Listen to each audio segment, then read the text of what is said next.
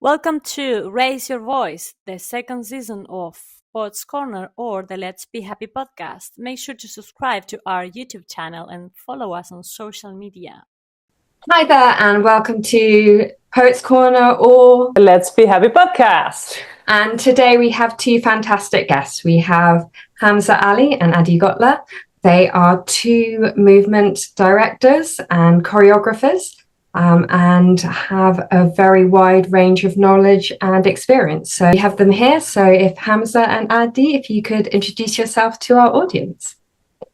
Hi, pleasure to be here. My name's Hamza. I'm a director, movement director, theatre maker, facilitator, all of those things. Primarily working with like movement and physicality as my language. Yeah, I'll continue. Adi Gortler, she, her. I'm a movement director, a theatre maker, collaborator, teacher, and enjoying collaborating with my friend here. Oh, that's fantastic. How did you two both sort of meet to collaborate? Yeah, we met on Central's MA, MFA, Movement Directing and Teaching course in 2020, mid-COVID. Great time to make friends. We were actually made buddies on that course. There was like a buddy system. And Adi and I were made buddies from day one, and remain buddies to this day. So, thank you, Vanessa UN. Cool. I would like to ask you, both of you, if you can describe your job. What do you do every day? I mean, what do you work with? You said that it is more movement and body focused. But in which way, like theater and all kind of movement and dancing? If you can tell us a little bit more about that, it would be amazing. Yeah, I'll start off. I think what Adi and I share in common is that we neither of us come from a dance background, like specifically.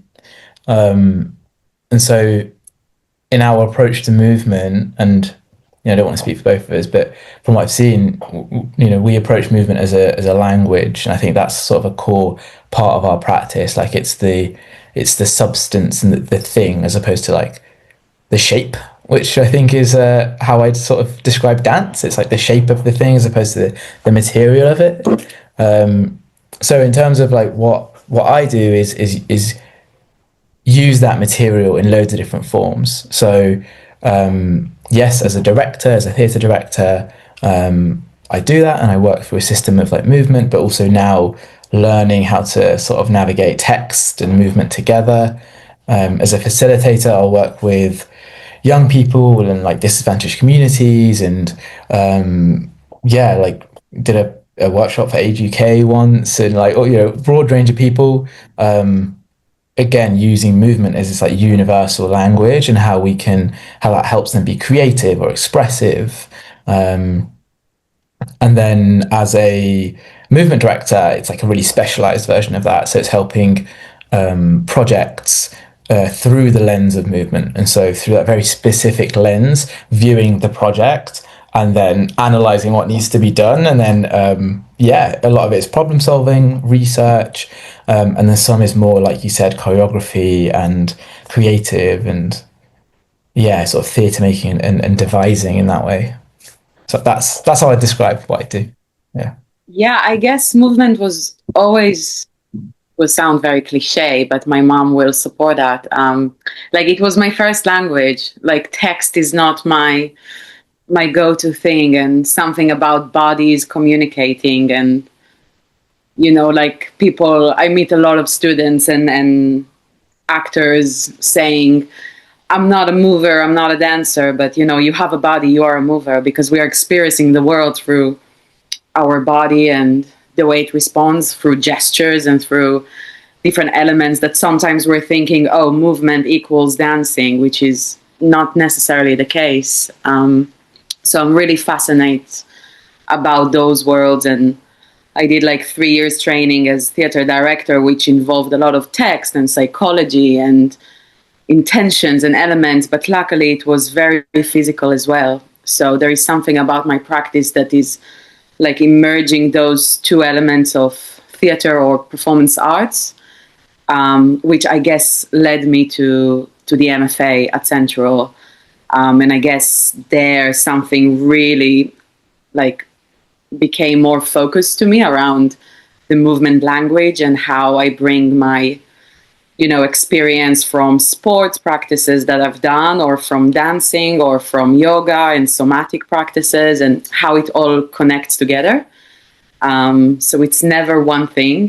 It's always like a combination of the individuals in the space and what they're bringing, which I think it's something that we are really celebrating in our work and like in any space I find myself. Yeah. It's amazing. It's fascinating what you both do. So, because all the emotions and all the communication that we can do through the movements and through our body, it's amazing. And it's always a mixture of all that. And it's crazy because if you are sharing the same space with people, they have their energy and you have yours. And again, it is a mixture between a lot of things, a lot of energies and a lot of emotions. And if you are having, I don't know, a bad day, or you are low energy, or you are like really up, you can transmit that through the body. So as directors, how do you deal with that movement when you have to work with people? It is something that you have to deal with, or is really you are used to it, on where they are there, they are just focused on there, and the world is like outside. I mean, I guess there is a great example, Hamza, in one of our rehearsal days. I guess there's something about this practice that really gives you like tools of reading the space and reading the people. And, it can be the simple example of like Hamza was like noticing that people were tired, and, we had a planned break later on. And I think like watching it, and that's the value of co-directing, is like it met with so much respect from the company of like, using them and like understanding that the room just shifted and maybe we need to take the break earlier than planned. And it's a simple example, but it's something about reading people and being able to be flexible and to adjust and to see what the room needs beyond the objective of the outcome or the work. Yeah, I'd agree. I'd absolutely agree. Yeah, I think people will bring everything to the room through their bodies, whether they know it or not, or whether they like it or not. Like it's not. I think it's easy as a practitioner to say leave it at the door, and I think that's a great approach and a great concept. But it's not that easy, and people will bring stuff in without even knowing that. So yeah, I think something that's important for both Adi and I when we are leading the room is to see that and acknowledge that, and lean into it as opposed to shy away from it. Sure. I was sort of also wondering, as you were saying that, sort of being very aware about people's energy and movement and how they are within the space, and kind of tying that up with how you found movement as your language, because obviously you've let us know that you've come from non-traditional backgrounds of movement and dance, and choreography may have not been in the ether of what to progress in. How was it always there? Was it kind of an innate thing when you were younger, or was it a discovery? Was it a journey of discovery? Myself, I think a lot of the realization actually happened on the MA. Looking back, one of the first assignments we had was called Movement Heritage, and it was all about looking back from the birth and where you grew up, and your kind of early life experiences through teenage years and the sports you did and all that kind of stuff through to adult life, and how that forms your approach to movement and your practice. And so when we did that, I kind of looked back and I was like, okay, movement has always been a part of my life. And and I didn't necessarily realise that. Like when I first got into theatre, I loved physical theatre, and that was my passion, and as a theatre maker and a performer. And when I think about why, I think it was because I did a lot of sport when I was young, and I did all sorts of my dad would my parents used to work a lot. My dad used to take me to all these different sort of sessions. Like I'd do like a cricket taster, and then a football one, and then like a horse riding one, and then an archery one. And I think all of that really influenced how I view play. And similarly, I grew up with, well, my brother is hard of hearing. And so the way we would play as well is very physical. It wasn't a lot of talking. So I think as growing up and becoming a practitioner or a professional in play, that early kind of formative experience, those formative experiences of play still are my definition of how to tell stories. Yeah. And for you, Adi? Yeah, I guess Hamza heard this story already. But story. Yeah, no spoilers. Yeah, I guess it's a very, I'm very connected. Like, again, it's something that came up in that same course led by Aisha Tashkiran in our MFA. And I always knew I'm very connected with like my family and the surrounding and the landscape I grew around and family and everything. But yeah, my mom was, she's a very special person, and she's coming from a movement background herself. And I think she recognized quite early that yeah, I need something very physical, that like there is a lot inside that needs to go, and sometimes words are not my go-to. So she came up with this play, like the fight dance. So every time I would be like pissed or tired or like aggressive or angry or disappointed, like we will stand in the next like opposite corners in the living room, and we'll start like dancing to each other, like, you know, like really mad animals, like going around. Bears, grizzly bears were my thing. And then we'll get to the center, and she will allow me to, you know, like just punch and again, like I was 4 or 5, yeah.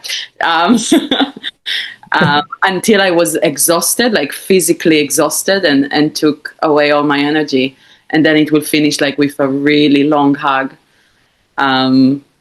So yeah, I think I have like anchors along my journey where I just establish myself, movement as my thing. Yeah, I was also very active, like gymnastics and swimming and dancing and professional horseback riding. So I was always very expressive through my physicality. Yeah. That is amazing. And how bringing your stories and your journey to, well, the language of dance and physicality, you're sort of bringing other stories. I mean, obviously that's the trade, but you're bringing stories of two kind of, well, some may say disparate communities at the moment. And that I understand that you got a artist residency last year for the North London Arts Depot to explore a new piece of work that you're both working on. Are you able to just elucidate a bit more about what the project was and is? Yeah, so it's called Bottled, and it's a, God, when you ask this question, I always think, what's the way in? Because we've done the Arts Council funding version, we've done the artistic pitch version, and then we've done like the story writer version. I'll start with the story writer version, but it's the story of 2 or 3 colleagues in a Thames Water office. We had to change it so it's not Thames Water for copyright reasons, but secretly that's what it is. And it basically explores how the political leaks into personal spaces. So we're in this office with these characters, one who's a British Muslim character, one who's a British Jewish character, and then their manager. And as the play goes on, we get a sense of, in the outside world, these like large political global events are happening, and stories of conflict and stories of floods are happening, and they come through this into the space through like little radio things or little voiceovers or phone notifications and things like that, and we see how these two friends, how their relationship shifts and how their perspectives shift, and how everything unsaid gets bottled within them. And then, we explore that through movement, and then we explore that through text, and that text arrives through written text and dialogue. We're working with a brilliant writer called Marika McKennell, and it also arrives through voiceovers and verbatim interviews that we've done with community members who have expressed their honest and true feelings, and we are really grateful for those for helping us tell this story. And more specifically, I'll just highlight that it's Jewish and Muslim community members. So in a way, the focus of the work is an interfaith of those two specific minority groups in the UK in 2025. So we also have the representation through ourselves and the creative team and the company, the actors, but also the interviewees who bring different voices and different opinions and different experiences. So I guess what we really try to do is challenge in the best way we can any stereotypes and assumptions that those identities and communities are encountering, specifically now and specifically since October 7, 2023. I mean, it sounds like a really, really important work. And obviously and you've done the research of speaking to two communities. And I guess you must feel a big sense of, because it sounds like such an important piece of work, especially now at the moment, with obviously talking to the communities. How do you see pushing this forward? Obviously, not just only bringing it to a wider audience, but are you looking to showcase it in specific audiences? We've just finished on a residency at Arts Depot in North London. And so we are, as part of that residency, so it's funded by Tzitzit Fringe Festival, and we'll be performing it there in November. So that will have the audience of probably a local community there. Go on, Adi. No, I just said 27th to put the dates. 27th of November. And then after that, I think we want to keep it in London for now. We're sort of looking for venues, and we're trying to find the best fit for this work at the moment. And then after that, we've toyed with the idea of touring it, but the work actually shifting depending on where we tour it to. So those local voices will be local to whatever location we take it to. So yeah, that's the dream. That's the long-term plan. Sounds amazing. And to ask you, how did you come up with this idea? I mean, is this the first time that you are working together? Is the first project? Yeah, it is. But I think since placed together in our course, we always played with the idea of, okay, did they place us together because it's the Jewish and Muslim two people in the course, like the only ones in the course, or, like using dark humor, but also a very open challenge lens on life, if we want. And I think this common language and views about the world, I think there was a conversation from early on of like, okay, let's do something with that.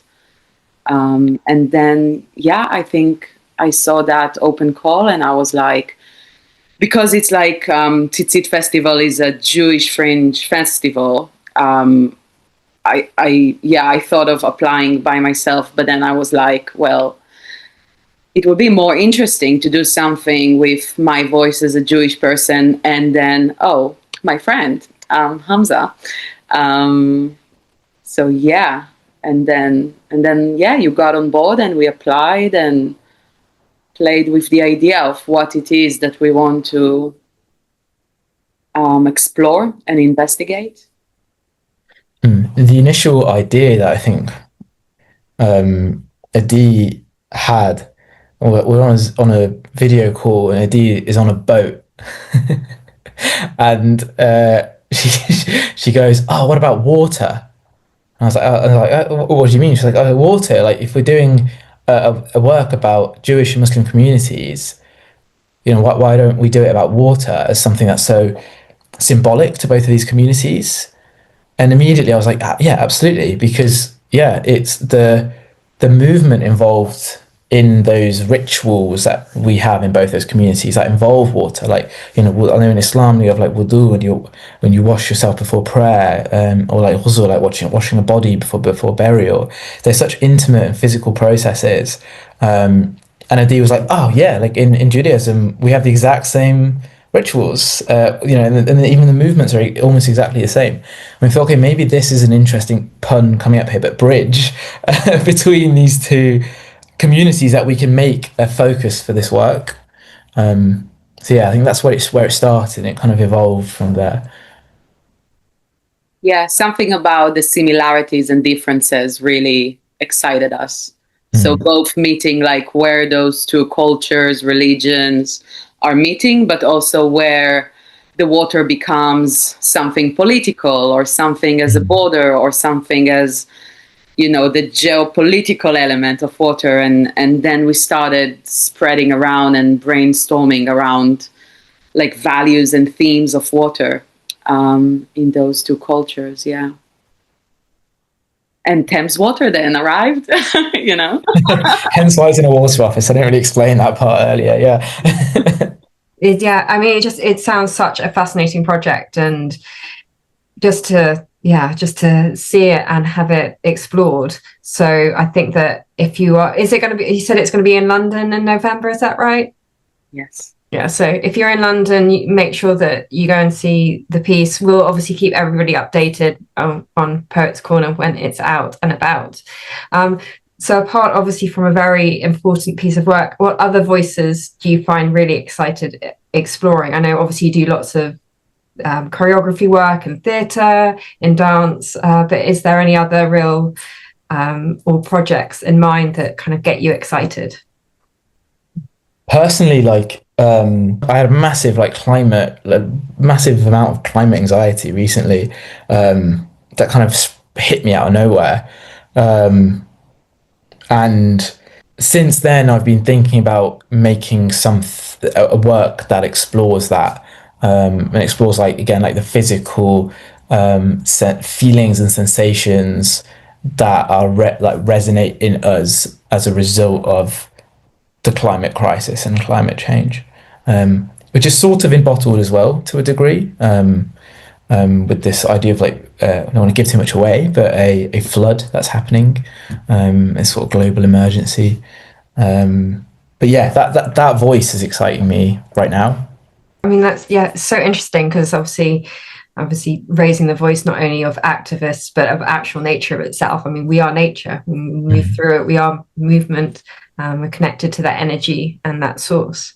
That's really that whatever comes of that, it sounds really fascinating. So we will keep our eyes out for whatever comes out of the thoughts and feelings.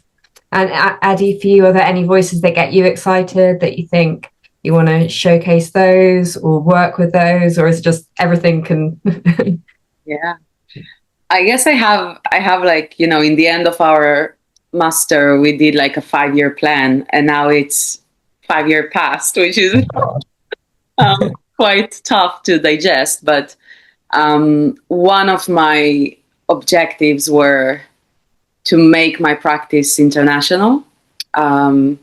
So I create, I have a curriculum, and I've developed my practice that is both for teaching and movement directing and theater making or films. And I guess now like my big dream will be to work more internationally and, you know, visiting different places with different languages and use and try out my practice with people from all over the world. And I mean, I've met, like, London is such a great place to develop it because there are so many people all over the world, including myself.